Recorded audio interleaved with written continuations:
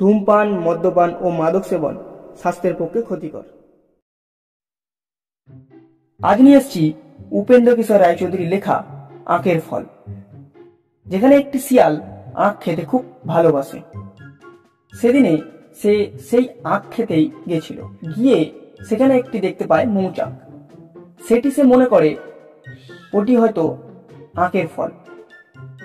যখন সে শিয়াল আখ খেতে গিয়ে সেই মৌচাককে যখন আখের ফল ভেবে খেতে গেল, তখন কি হলো আসুন সেই গল্পটি শুনি।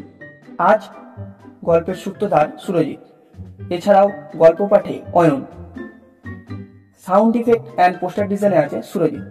তো চলুন শুরু করি আজকের গল্প আখের ফল।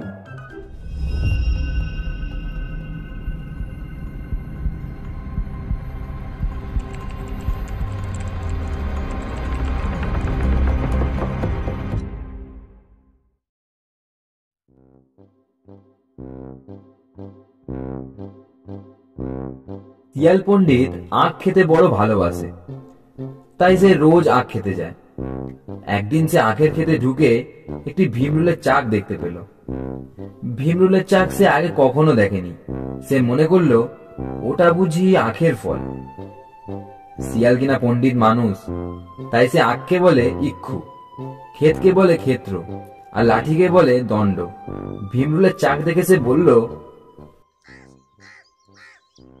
আহ, ইক্ষুর কি চমৎকার ফল, খেতে না জানি কতই মিষ্টি হবে। এই মনে করে যেই সে ভীমরুলের চাক খেতে গিয়েছে, অমনি সব ভীমরুল বেরিয়ে কি মজাটাই তাকে দেখাতে লাগলো। শিয়াল তো প্রাণের ভয় খালি ছোটে আর বলে, ইক্ষুর খেতে আর যাবো না, ও বাবা গো। খানিক বাদে ভীমরুল গুলো তাকে ছেড়ে গেল। তখন সে ভাবলো, ক্ষেত্রে তো রোজই যাই, তাতে কিছু হয় না। ফল খেতে গিয়েই আমার বিপদ হলো, তবে আর ক্ষেত্রে যাব না কেন? ফল না খেলেই তো হলো। এই ভেবে সে বলতে লাগলো, যদিও ইক্ষুর খেতে যাব, ইক্ষুর ফল আর না খাবো। দুদিন ধরে সে খালি এ কথাই বলে গেল। তারপর যখন বেদনা একটু কমে এলো, তখন সে বলল, ওই ফলটার ভিতর হয়তো পোকা ছিল, তারাই আমাকে কামড়েছে। আগে যদি ফলটা নাড়িয়ে দেখতুম, তবে পোকাগুলো বেরিয়ে যেত। তারপর ফলটা খেতে কোনো কষ্টই হতো না। আহা, সে ফল খেতে না জানি কতই মিষ্টি। তবে আর ফল খাবো না কেন? খাওয়ার আগে পোকা তাড়িয়ে দিলেই তো হবে। এই বলে সে কিছুক্ষণ চুপ করে রইল। হঠাৎই শিয়ালের মাথায় একটা বুদ্ধি খেলে গেল।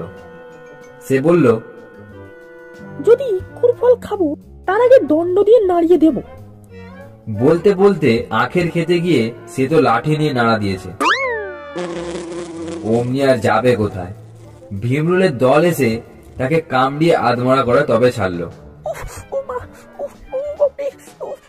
সেই থেকে সে আর ইক্ষুর ফল খেত না।